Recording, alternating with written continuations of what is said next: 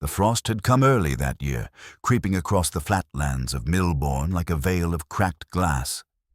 By October's final week, the trees stood naked and twitching in the wind, their roots curled around secrets long buried in soil, now hard as iron.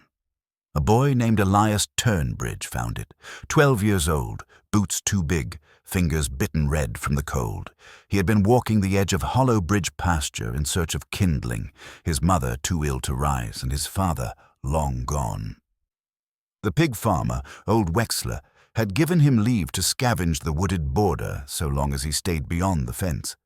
But children stray as they always do. He didn't hear the sound at first, just a faint gurgling, like something wet caught in a narrow pipe. Then a shuffle, a squeal, low and strange. The fence had long been broken in places. Elias ducked through the collapsed plank and stepped into the pig lot, which stank of churned filth, rotting vegetable, and iron-slick muck. The smell made him gag, but he pressed on, driven by curiosity more than fear, and there, in a hollow worn down to clay, the pigs had unearthed something. Not bones, not at first. What Elias saw was fabric, a slip of pale cotton, damp and half covered in earth. It fluttered in the wind like it still belonged to someone. He took one step forward, then another, his foot plunging into the cold sludge. Then he saw the hand. It was tiny, not skeletal, not ancient. Soft, swollen. Fingers curled as if in prayer. A doll's hand, he thought, until he saw the nail beds were blackened, the wrist chewed through. Elias screamed. He ran, stumbling, back through the field and down into the village. The boys' cries startled hens from their coops and made dogs howl behind their chains. By midday, the sheriff had visited the lot with 2 men and a spade. By sundown, they had found 6 more. All infants, wrapped in linen, buried shallow and gnawed to pieces. The pigs had eaten through the fence weeks ago. The farmer, old Wexler, swore he hadn't noticed. His eyesight was going, he said, his memory too. But others weren't so sure. And as the evening bells tolled from St. Hubert's Chapel, the townspeople of Millbourne locked their doors tight and whispered prayers their children hadn't been next. The year was 1873. The setting, a farming village 18 miles west of Norwich, near a curve of land long called Pigman's Hollow, though no one could now remember why. Millbourne was not a place that changed often. Its people were few, its roads were dirt, and its paper, the East Anglian Gazette, came only on Fridays, folded in twine. The post arrived once a week, weather permitting, and the doctor once a month unless fetched by horse. But news of the baby graves traveled faster than horses could carry it. By the next morning, mothers refused to let their children leave home. Fathers sharpened tools for reasons they could not name, and Sheriff William Thorne, thin, grey-eyed, and known more for drinking than law, found himself suddenly a man of import. He cordoned off the pig lot, he sent for the coroner in Norwich, and he ordered the pigs slaughtered. They found buttons in the stomach of the largest sow. Not bone, not cloth, buttons, ivory, pearl, wood, baby garments. They'd been fed, said one of the men. But who? Who would feed babies to pigs? Wexler wept under questioning, insisting he'd known nothing. The last wet nurse he'd employed had left 2 years past, he said, and his wife, buried just the year before, had no knowledge of such things, but the ground said otherwise, and that was just the beginning. 2 days later, the coroner arrived with a hired wagon, a pair of assistants, and a strong stomach. The remains were taken to the abandoned schoolhouse, repurposed as a makeshift mortuary. No one in the village would offer a home. The count rose from 7 to 21 by week's end, each child between 3 weeks and 8 months old, each wrapped, each shallow, each gnawed. There were no records of births, no parish logs, no missing children reported in the region that year. Not one, the coroner asked, bewildered. 21 infants, and not a soul looking for them. Sheriff Thorne's mouth went dry. No, not a one. The graveyard was discovered on the north edge of the pig field, where the land sloped toward an old willow. Beneath the tree, someone had marked the dirt with small wooden stakes, not crosses, not markers, just whittled sticks, crude, silent. They found more bones there, older, sun-bleached, possibly years old. The body count began to swell. 23, 28, 34, until the count blurred. One of the assistants vomited behind the stable. The coroner stopped keeping tally after the 50th. He said there was no point. No one could explain it. By Sunday, the church held a closed service. Reverend Ellicott spoke from the pulpit in shaking tones, referencing Exodus, then Matthew, then a passage he claimed he'd never spoken aloud in his life. He called it a mass unholy harvest, but even he did not say the word murder. Not yet. The villagers began to speculate. Some said it was the work of traveling Romani. Others blamed old Wexler's dead wife, long suspected of midwifery in her youth. A few said nothing at all, and those were the ones the sheriff watched most closely. Then came the ledger, a page torn from a children's Bible, stuffed in a rusted tin, buried under the pig trough. It had names, only first names, but 200 of them. By the 1st of November, a low fog had settled over Millbourne like breath held too long. The village green lay deserted. The windows, once alight with pumpkin orange glow, now blinked out early, curtains drawn, candles snuffed before dusk. It was as if the town had been covered with a heavy woolen blanket, silent, itchy, and suffocating. No official statement had been made. Sheriff Thorne's orders had not yet reached the East Anglian Gazette, and the Norwich coroner had returned to his city post, offering only a brief communique to the diocese. Multiple unregistered infant remains discovered. Cause: undetermined. Investigation ongoing. Recommend ecclesiastical oversight. The parish council received the note in silence. No one responded. Yet word spread as it always does, in door cracks, over water pumps, behind bakery stalls where sugar dusted more than bread. The whispers began in the places between places, at the pump house, in the shadow of St. Hubert's Chapel, and near the closed shutters of Widow Ellen's boarding house, where she swore she heard cries at night no older than weeks. At Keeley's Dry Goods, the women spoke low, while measuring wool for winter coats. "Not just babies," murmured one. "They say there were no umbilical cords. That means they weren't newborn. Someone kept them, hid them." Another nodded. "And fed them." That part haunts me. No names were shared, no accusations made, but the shape of suspicion began to darken in the corners of every room.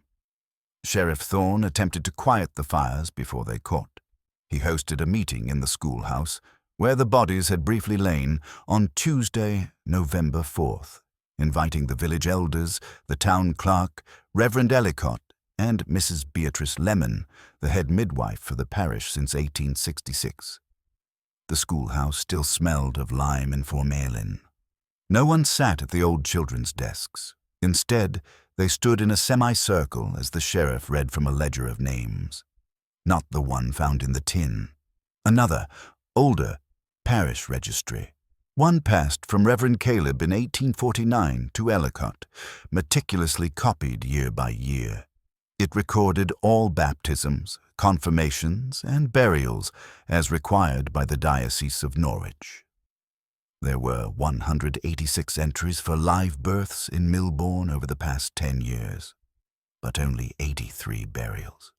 The rest, no exit records, no cause of death, no mention of stillbirth, illness, or relocation. "They vanished," Mrs. Lemon whispered, half to herself. "We never sent them to other towns." We'd know Sheriff Thorne laid down his pencil. "They were here," he said flatly, "and now they're not." A silence fell. Beatrice Lemon looked pale, her hands clasped tightly beneath her shawl. Her voice, when she finally spoke, trembled not with fear, but guilt. "I saw things," she admitted, "but I never knew what I was seeing."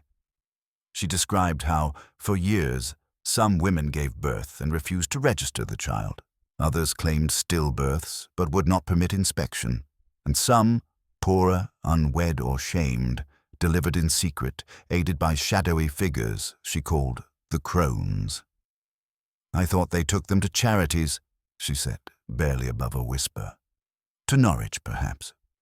Or to the old Carmine home by the cliffs, but no records from Carmine home matched the dates, and no woman had ever come forward to say she gave up a child in Milbourne. Not one in all the years."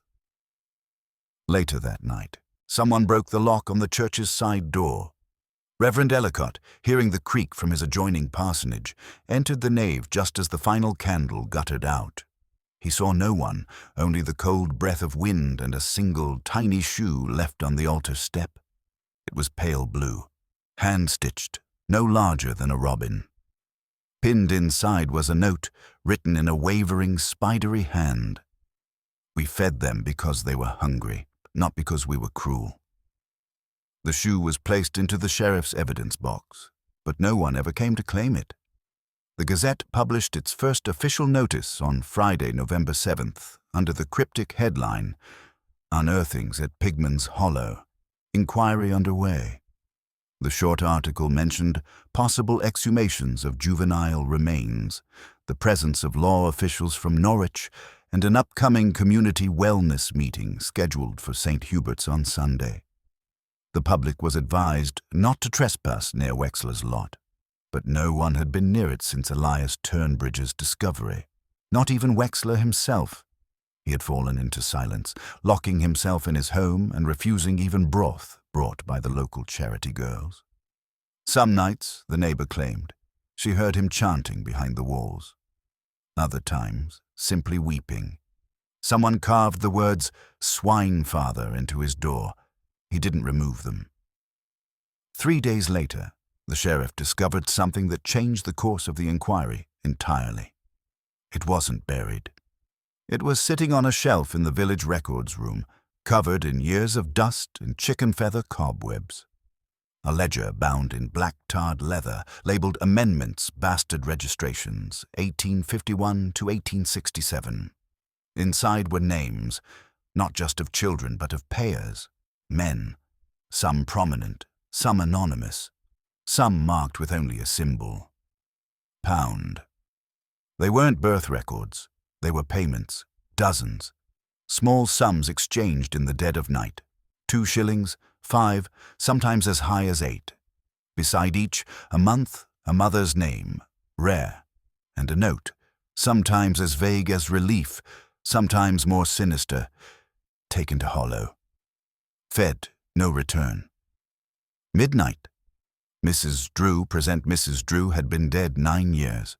She was Wexler's mother-in-law, and once, very long ago, a licensed nurse under the Queen's Midwifery Act of 1841. The sheriff did not sleep that night. The next morning, the names of 5 men were quietly passed to the bishop in Norwich. No charges were filed, no inquiries made, and all 5 men left Milbourne by train that week. Each had once sat on the parish council, but in the homes and back lanes of the village, the talk never stopped. They whispered of the bread house, where girls went in full-bellied and came out with coin. A black velvet bag found under the floorboards of the old tanner's home, filled with pacifiers and tiny glass eyes from dolls. The well behind Carmine House, whose water had tasted metallic since 1870. The woman with the painted hands, who never bore children of her own, but always had milk to spare. They did not whisper about the pigs. Because the pigs, it seemed, had merely done what they were told. And yet one whisper traveled farther than the rest. A letter, unsent, found in the possession of the late Reverend Caleb's estate, hidden behind the lining of his old traveling case. It read, "The children were not born wrong. They were made to seem so. The hunger was not theirs. It was ours, and the soil we walk on does not forgive. At the northern edge of Milbourne, just past the alder-lined path that curved behind the apothecaries, stood a modest two-room cottage with a red clay chimney and warped wooden shutters that hadn't opened in 3 winters. Its resident was called Miss Geraint, though no one knew if that was her first or last name. She had lived in the cottage since 1861, moved in shortly after the parish registrar noted the death of her husband, a labourer named Edwin Geraint, in a quarry fall west of Wexham Moor. No children were ever listed, and yet, for over a decade, she had been known to have milk. Milk she offered to struggling mothers, orphaned infants, or even the occasional passing trader who found himself with a squalling child, and no one to feed it. Her generosity was regarded with gratitude by some, and quiet suspicion by others. She just kept producing, one villager once said uneasily, even when no child was around. Miss Geraint rarely spoke. When she did, her voice was low, flat, and without clear accent. Her hair was always pulled tightly back and covered with a black kerchief. She wore gloves, even in summer. Some said she was once a nursemaid to a noble family. Others insisted she had worked at the Carmine House before it fell into ruin. A few believed she had never worked at all, that she simply appeared one day as if stepping out from the mist. No records tied her to any town prior to Milbourne. No letters were received in her name. Her taxes were paid in coins, always in exact amounts, and her cottage kept in strict order. The sheriff visited her on November 10th, following whispers that she had once walked the grounds of Wexler's pig lot after dark. She answered the door calmly, without hesitation. She did not invite him inside. The interior of Miss Geraint's cottage was cold, unlit but for a single tallow candle on the hearth. What the sheriff saw through the door crack was plain: a table with stacked muslin cloths, a steel basin with dried blood at the rim, and a rocking chair that moved slightly, though no one sat in it. The air smelled of lavender water, vinegar, and something older, like meat gone sweet. She told the sheriff she had heard of the graves, but had nothing to offer. When asked if she had ever cared for the children of the parish, she replied, only when they were wanted. When asked what that meant, she added no more. 1 week later, a small tin key was found, buried in the firewood pile behind the church. Tied to it with twine was a note, hand-scripted in precise copperplate. Should you doubt, ask her about the salt drawer. The key fit no known lock in town, until it was tried on the left drawer of Miss Geraint's kitchen cabinet, after she was taken into quiet custody for obstruction of inquiry under the Vagrancy Act of 1824. Inside the drawer, they found 12 objects, each carefully wrapped in cheesecloth and labelled with a date: a pacifier carved from whalebone, a booty with blood dried into the wool, a silver clasp engraved with the name Isolde, a length of cord with teeth marks in it, a letter, unopened, addressed to the Sisters of Mercy, Norwich, and a wooden rattle that, when shaken, made no sound. One bundle, dated August 3rd, 1871, contained only a lock of hair and a line of needlework. He only cried once. Miss Geraint denied that the objects were hers. She said they had been left for her, and that she merely kept them so the forgetting wouldn't win. When asked who left them, she responded, they never gave names. They gave coin. The sheriff pressed further. Had she witnessed the children's deaths? Had she aided in any of the burials? Had she known about the pig lot? She answered none of these. Only once did her voice rise, when Reverend Ellicott, present as moral observer, suggested she had desecrated holy innocence. At that, she said, "What is holy about silence?" Miss Geraint was not jailed. There was no formal charge, no law to break in truth, but she was watched, and within days of her release, she vanished. Some said they saw her walking toward the western fens with nothing but a shawl and a basket. Others claimed she was taken by carriage under the bishop's orders. No body was ever found.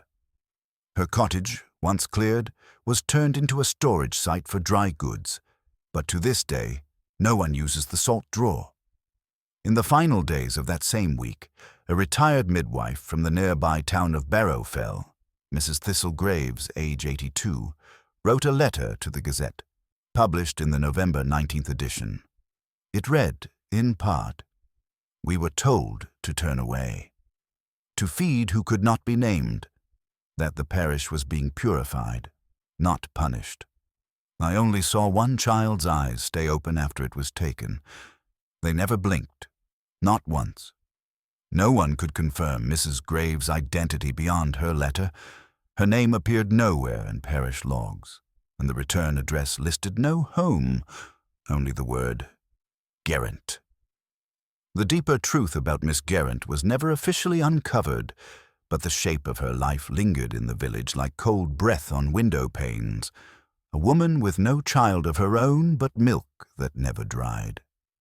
A drawer of forgotten artifacts, labeled like offerings, a reputation both necessary and unspoken. To this day, old residents say that if you stand at the well near Carmine House after midnight on December's first frost, you'll see a woman in a black kerchief kneeling at the rim, whispering lullabies to no one.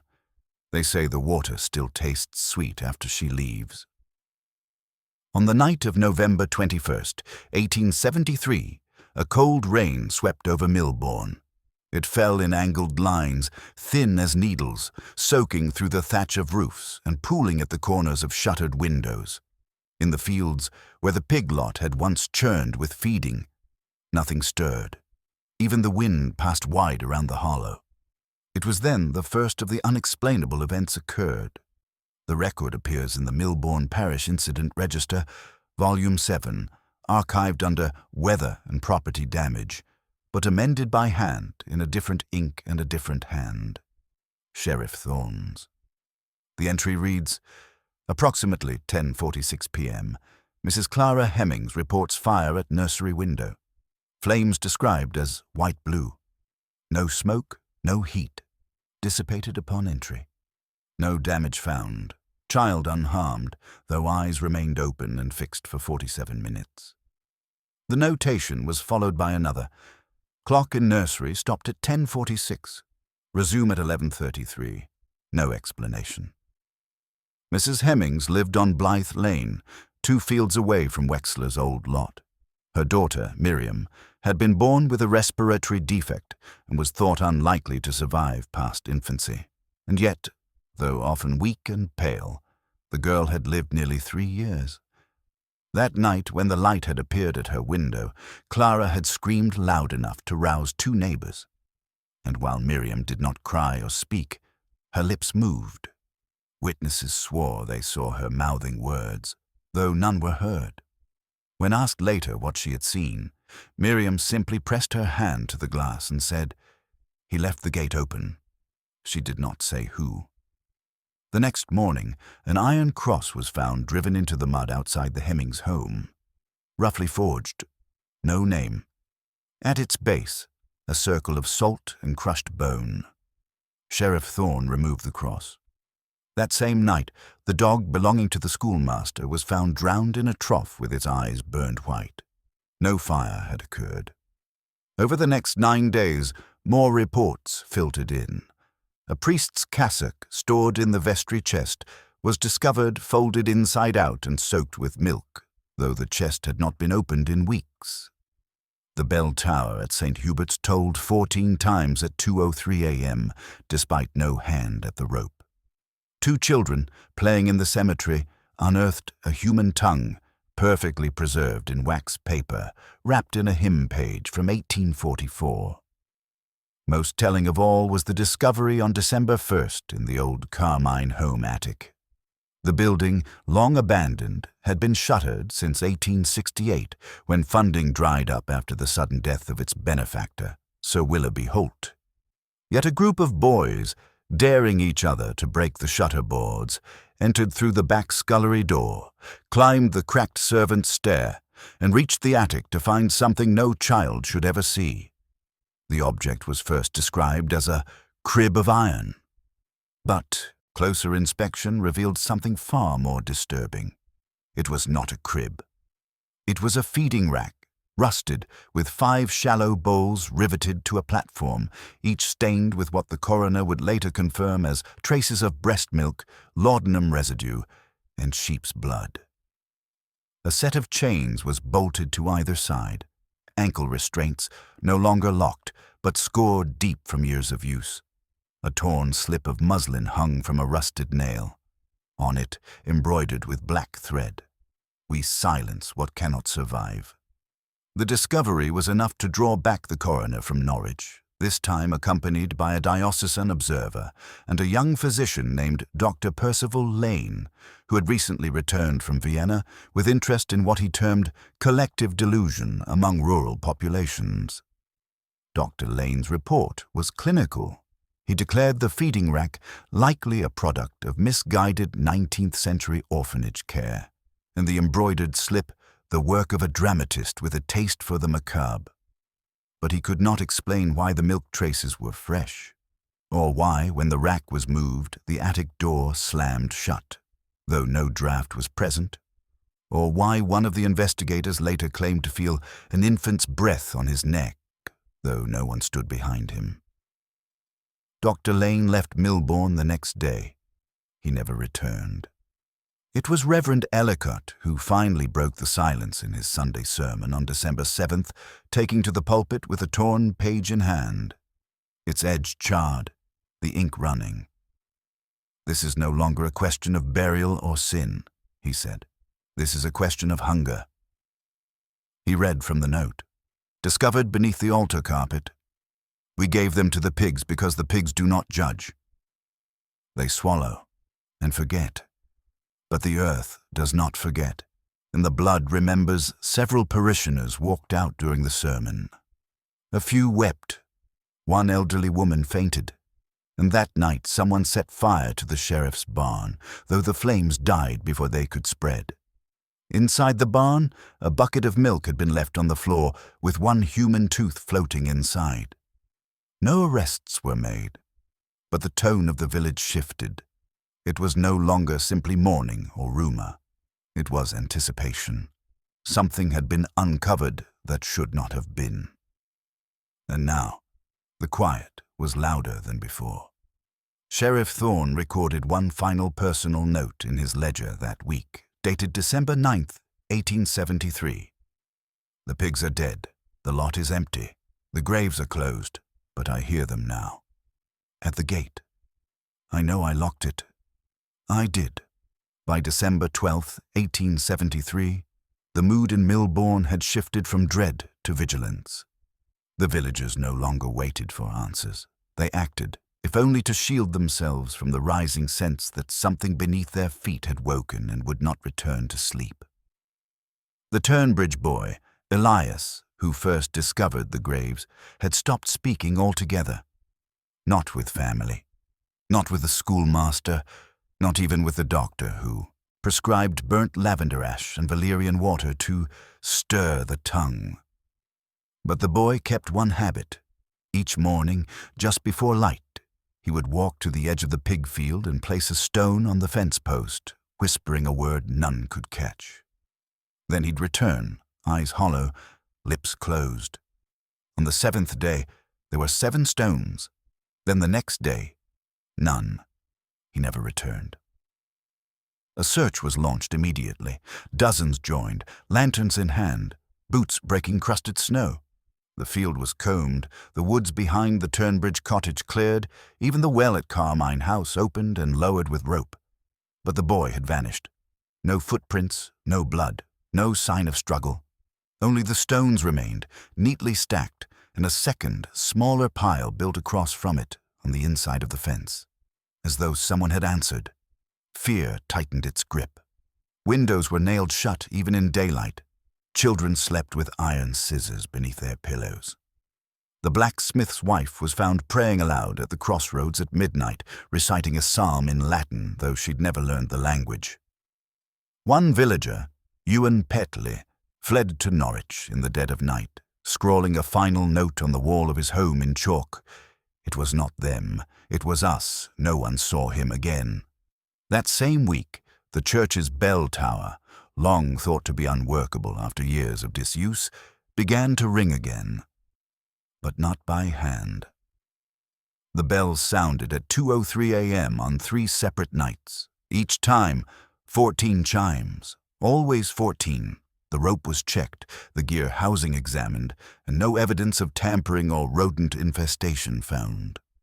Sheriff Thorne posted 2 men to watch the tower overnight. They returned pale and trembling. One of them, Arthur Lindley, resigned his post the next day and was last seen burning all his family's linens in the orchard. He left a single phrase scratched into his windowsill. "It knew my name." Then came the fires. Small at first, candles overturned, oil spilled near hearths. But then 2 barns burned within 48 hours of one another, the Weatherby barn on the South Road and the unused Carmine House stable. Both had stored wooden cradles among their junk piles, and in both no animals were harmed. The fire seemed to move around them. In the ashes of the Weatherby blaze, a shard of scorched paper was found beneath a pile of charred oats. It read, "I begged them not to bring her." She was already cold. No one knew who "her" referred to. But the Weatherbys had lost a child, an infant girl, just 10 months prior. She had been buried without parish record at the family's request. The town hadn't asked questions then. Now it asked too many. Among those unwilling to flee was a man named Edgar Vale, a former railway clerk turned amateur historian who had moved to Milbourne 5 years earlier in pursuit of quiet and archives. He'd taken residence in the old Langdon cottage, where he had collected every parish register, tax, ledger, midwifery note, and census record he could find, stacking them in neatly labeled bundles by year. On December 17th, Vale released a pamphlet, handwritten, copied by press in Norwich, and mailed to the surrounding counties. Its title, "The Harvested, a Study of Infant Mortality Discrepancies in Lower East Anglia, 1860 to 1873. In it, he laid out a pattern. 3 villages, including Milbourne, showed statistically anomalous infant death rates, not due to disease, but to disappearances. All 3 had operated under the oversight of Parish Councilman J. Heppel-White between 1864 and 1870.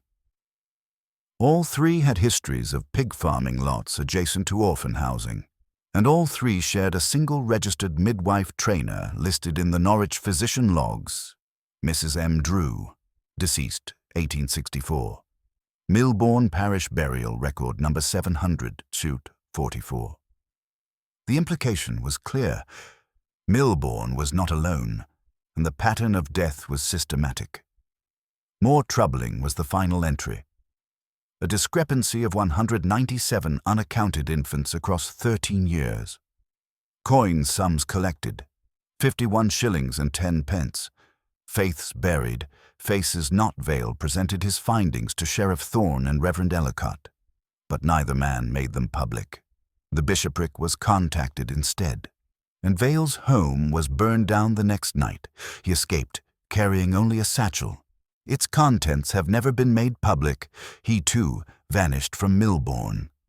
His final note, mailed to the Norwich Archives, arrived postmarked December 22nd. It read, "If you hear the bells, do not answer. They are not calling you. They are naming you." The final spark of panic came just before Christmas. On December 23rd, the school teacher, Miss Elira Dent, reported seeing a girl in white standing at the back of the classroom before sunrise. The building was locked. The stoves were unlit. No one else had entered. The girl made no sound, but when Miss Dent turned away, only a second, the girl was gone. In her place, on the desk, was a pacifier carved from bone, stained dark at the edges. Wrapped around it, a ribbon bearing the name Isolde. The sheriff recognized the name from the artifact drawer in Miss Geraint's cottage. But Miss Geraint was gone. And now, so was the peace. That Christmas Eve, Milbourne held no services. No bells were rung, no candles lit. Even the nativity display at the chapel was removed quietly in the night. When asked why, Reverend Ellicott replied, "There are no children in the manger this year." And he wept. By year's end, 3 more families had left. The Carmine house was ordered sealed by ecclesiastical decree, and the pig field, still salted, still barren, was fenced with iron. But the bells still rang at 2:03 a.m., 14 times, always 14, even now. On the morning of January 3rd, 1874, snow fell like sifted flour across the rooftops of Milbourne. It was the first heavy snow of the season, muffling the roads and laying quiet judgment across the hedgerows. The village stood still beneath it, frozen, inward, waiting. By then, 12 homes stood empty. The East Anglian Gazette had ceased regular delivery, and those who remained no longer asked if the events were real, only how long they'd been forgotten. It was the new rector's assistant, Mr. Henry Polliver, who first opened the old chest behind the vestry wall.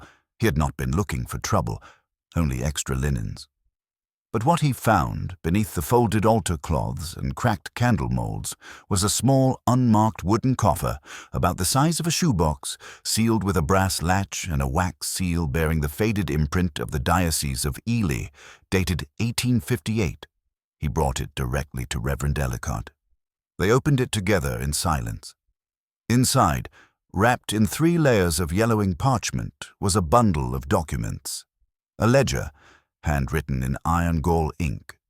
2 letters, signed by a woman named M. Drew, and a receipt of payment stamped by the Carmine Charitable Society of Norwich.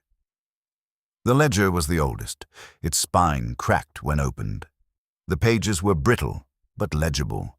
Its title, scrawled across the inside cover, Inventory of Mortal Transfers and Infant Safeguards, initiated 1849, under authority of Parish Discretion, Section 12-1784 Provisions Act. What followed was a cold, deliberate catalogue. 1849, June 7th. 1 male infant, pale, quiet, not named. Transferred to Hollow. Payment rendered, 1 second 2 days. 1850, March 2nd. 2 twin girls. Age, estimated 4 months, marked by clubfoot, to Hollow. Payment, 3/1852, August 11th. Stillborn girl. Later cried. Transferred regardless. Payment refused. No refund issued. Each entry ended with a short notation in red ink. Witnessed, M.D. The initials matched the signature on both letters enclosed. The first letter, addressed to the Carmine House director, was dated August 1856. Per your request, the Hollow remains sufficient. I recommend deeper trenches come autumn, as frost has shortened decomposition. The pigs continue without resistance. We observe no behavioral change in the swine, save for favoring linen-wrapped bundles. None of the children sent this quarter have been registered. All deemed unsuitable by benefactors. No protest made. I must again request payment in coin, not goods. My stores are full, Monsieur Drew. The second letter, written in a more erratic hand, bore no date. You misunderstand. It was never about cruelty. It was arithmetic. We were not monsters, only mirrors. We gave the children what the world had already decided. Silence. I dream sometimes that they return, not as infants, but as what they might have been. Tall, unblinking, jawless things with fingers like spiders. They never speak, but they are always chewing. I do not ask forgiveness. Only that you keep the ledger closed, Monsieur Drew. The receipt bore the seal of the Carmine Charitable Society, known in records to have operated relocation services for foundlings and unclaimed infants across Norfolk and Suffolk between 1843 and 1865. The society had disbanded after a brief inquest in 1866, which cited incomplete financial tracking, and abandoned burial sites, no charges were filed. No names were listed. Until now. The documents were reviewed in secret by the parish council. No public notice was given. No announcement made. But Polliver, in a moment of moral unrest, wrote privately to a historical archivist at the University of Cambridge, enclosing transcribed excerpts of the ledger and the second letter. He received no reply. But 2 weeks later, Polliver disappeared, his apartment found immaculately clean, his bed untouched. Only a candle was left burning on the desk, beside a torn scrap of parchment that read, "You kept the ledger closed." But the ground kept count. In the following days, the church received 3 packages. One, addressed to Reverend Ellicott, contained a wooden pacifier, its surface gnawed smooth. The second, left at the sheriff's office, was a bundle of 21 buttons, all mismatched but threaded on a single twine. The third, placed in the alms box, was a book of names, each one written in a different hand. Some were common, others ancient, a few not human. The last page of the book bore a question, written in ink that bled through the paper. "Do you know yours?" Then came the journal. Found not in Milbourne, but 70 miles north, in a box of estate junk purchased at auction by a bookseller in Lincoln. It was leather-bound, the initials E.W. carved into the flap. The seller, recognizing the handwriting as consistent with mid-19th century medical texts, brought it to the attention of a local historian. It took only a few pages to understand its weight. The journal belonged to Edwin Wexler, the pig farmer's long-dead son, presumed drowned in the River Bend in 1865. He had not drowned, he had disappeared, and in the journal he explained why. Mother never looked at them. She just weighed them. They said we were cleaning the parish. That too many mouths would bring ruin. That purity had a cost, and pigs were the only animal that forgives. I saw the eyes of the last one. They looked like mine. I ran that night. I've not stopped running. If this is found, dig no further. There is a reason the ground was salted. The journal ended mid-sentence. Its final page bore a single drawing, a circle within which were 14 dots and a gate drawn in thick, jagged strokes. The page was torn just below it. The archivist filed it under unconfirmed rural moral philosophy and shelved it.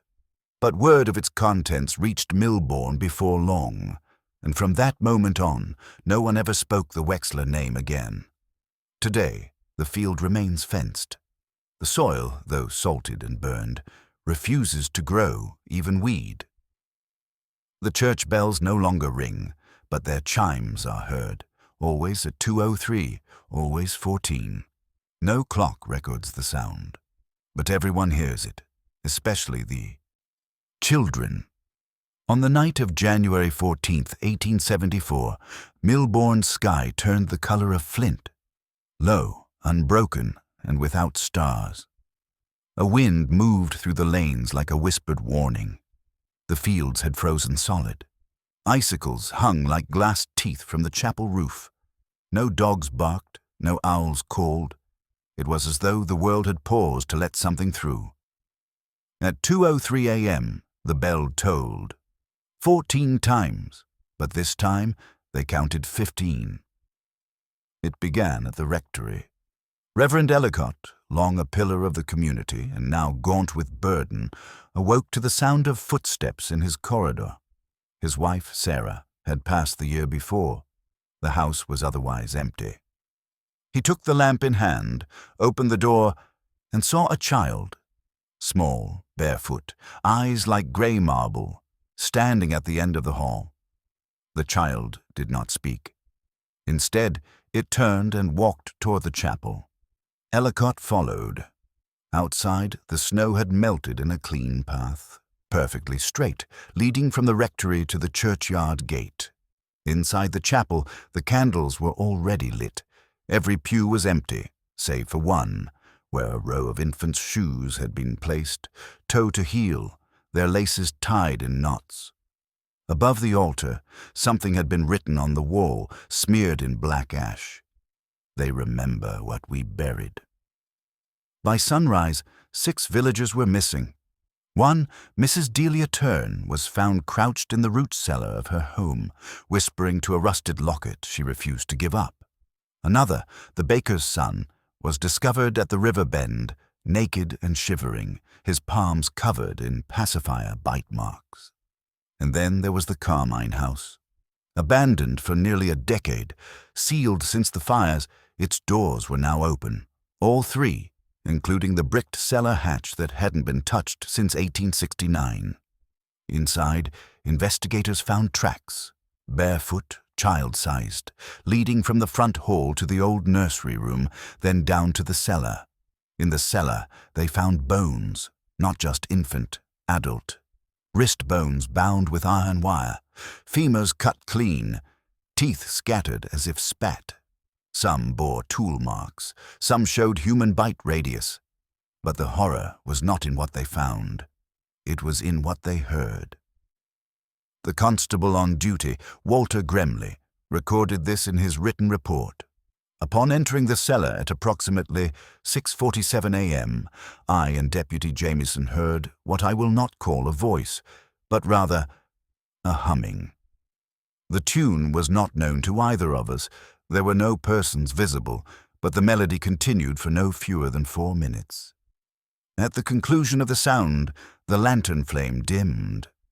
Deputy Jameson turned to speak and was struck with a nosebleed so severe he lost consciousness. We exited immediately. The humming was later described by others as similar to a lullaby, but no musical notation matched it in church records. Only one document, a psalter from 1724, held in the Norwich Cathedral archive, contained a similar melodic shape in a marginal note, marked, "Mothers, milk for the last ones." No hymn bore that name. Outside Carmine House, 17 small mounds were found in the snow, each marked by a baby's rattle, half buried, each with a coin pressed into the dirt, all minted the same year, 1849. The final blow came from a place no one expected. Elias Turnbridge returned. The boy who had vanished weeks earlier, without trace, stepped into the chapel just after dusk on January 16th, naked from the waist up, eyes swollen shut, his chest etched with shallow carvings. No letters, no symbols, just rows, like tally marks. 74 of them. He said only one thing: they weren't hungry. They were waiting, then collapsed. He did not wake again. He was buried without inscription. His grave was salted. That same evening, a final journal was found behind the altar cross, lodged in a hollowed-out beam. It belonged to Reverend Caleb Ellicott, the current Reverend's grandfather, who had served from 1835 to 1859. Its entries were increasingly disjointed near the end, but one passage stood clear. We were told it was mercy, that some children were not meant to bear the world's weight, that the swine were cleaner than fire, more holy than abandonment. But there is no forgetting in flesh, no silence in milk. They are here now, all of them, watching us carry keys to locks we buried long ago. The bell tolls for each we did not name. 14, but I named one. Her name was Isolde, and she has remembered me. Today, the Carmine House stands raised, cleared by order of the diocese in 1875. The land was consecrated and left untouched. No construction has occurred since. The field beside the pig lot remains fenced with iron. No cattle will graze there. Children born in Milbourne after 1880 were taken elsewhere to be baptized. And the chapel, now a ruin. But some say if you stand in its shadow on the 14th day of the year, just past 2 in the morning, you'll hear the wind shift. Soft at first, like a lullaby hummed in the throat of something that never grew old. And then the chime. 14, sometimes 15, but always one more than the day before. In the early spring of 1874, a fog settled over Milbourne that would not lift. It clung to the thatched eaves, curled through graveyard gates, and soaked into the stones of St. Hubert's Chapel like breath that had waited too long to be exhaled. There was no official declaration, no press release, no trial, no monument. But something had ended, and something else had begun. By March, nearly half the village had left. Some moved to Norwich, others to the coast. A few simply disappeared. The homes they left behind were boarded up, and in the years that followed, they were gradually reclaimed by ivy, rot, and silence. Sheriff William Thorne, once the figurehead of Milbourne's slow justice, retired quietly that April. He sent no word to the diocese, no farewell to the council. His last known action, recorded only in his personal logbook, was dated March 14, 1874. "The key is buried. The gate will not open again, not by my hand." That same day, a boy in the village found a small iron key beneath the roots of a withered apple tree. No one claimed it. Reverend Ellicott remained until autumn. Then, without sermon or sacrament, he sealed the chapel with iron nails and left a single note on the door. The bell has tolled enough. He was later seen in a Franciscan hospice in Wymondham, tending to the dying. When asked about Milbourne, he refused to speak. He died 13 years later, on the eve of the new century, of causes never specified. His body was buried in an unmarked grave. His personal Bible was recovered by the archivist Henry Lowe, who noted a single phrase etched repeatedly into the inside cover in a trembling hand. "They are older than the pigs." The Carmine House, as noted, was razed under episcopal order. The demolition was swift, and no local labourers volunteered for the work. A team from Cambridge was hired, and on June 2, 1875, they began dismantling the home. 3 workers quit by noon. One fled the site altogether after opening what he believed to be a sealed stair beneath the pantry. The lead foreman filed a report to the church, describing irregularities in foundation depth, inexplicable cavities, and a basement wall covered in infant handprints, perfectly preserved in lime wash. The church sealed the report. Only the final line survives, quoted by a contractor in a letter to his wife. There were no nails in that house. Only teeth. In the decades that followed, Milbourne became a name only spoken in parish records and dusty land deeds. The post office closed in 1886. The school shuttered in 1889. The chapel roof collapsed during a storm in 1902 and was never repaired. By the time the Great War began, Milbourne had faded from maps, but the field remained. Always the field. In 1938, during an expansion of the B1145 carriage road, engineers attempted to cut through the old pig lot to lay gravel base and widen the lane. The first dig stalled on a metal obstruction 3 feet down. It was an iron grate, a gate, ancient in construction, fused into a ring of stone with no visible latch. Attempts to move it failed. 3 men resigned. One claimed the soil hummed when touched. Eventually the road was rerouted. No official explanation filed. The gate was left buried with a concrete cap poured atop it. Locals still refer to the bend in the road as the turn. No one walks it after dark. In 1971, a doctoral thesis at the University of Leeds, titled Disappeared Populations and Parish Economics in Victorian Norfolk, briefly referenced Milbourne as a case of rural record anomalies. The researcher, Adrian Holt, visited the village ruins in July of that year. His notes ended abruptly after a final entry, scribbled in the margin of his field journal.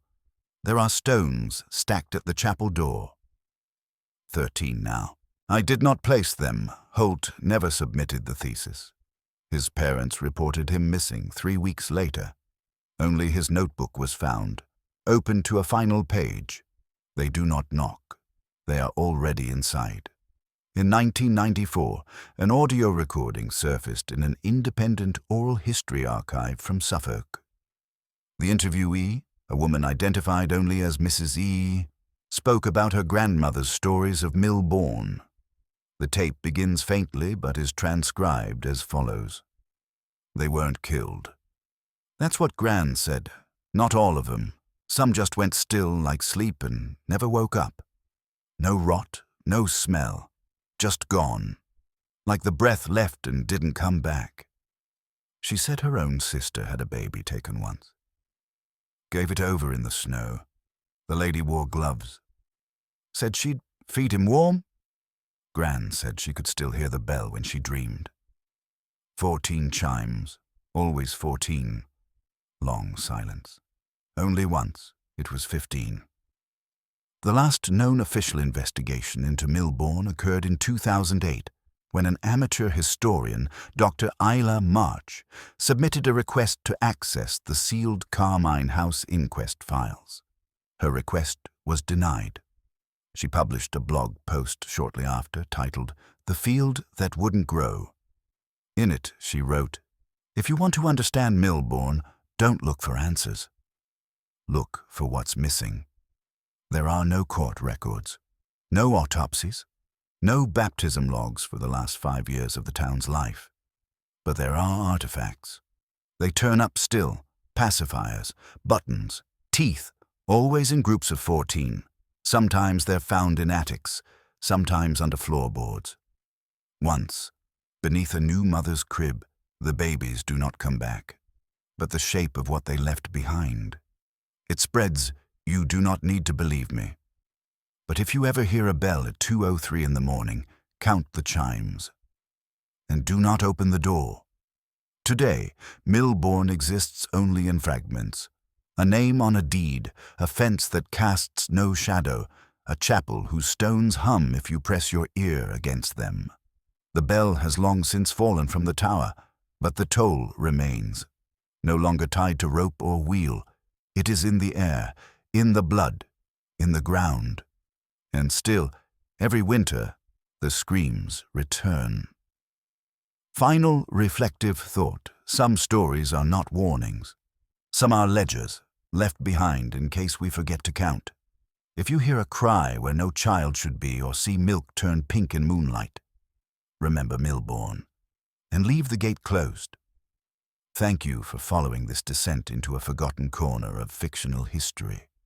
For more stories that blend dark folklore, buried archives, and the shadows history won't claim, subscribe now and explore what should have stayed lost.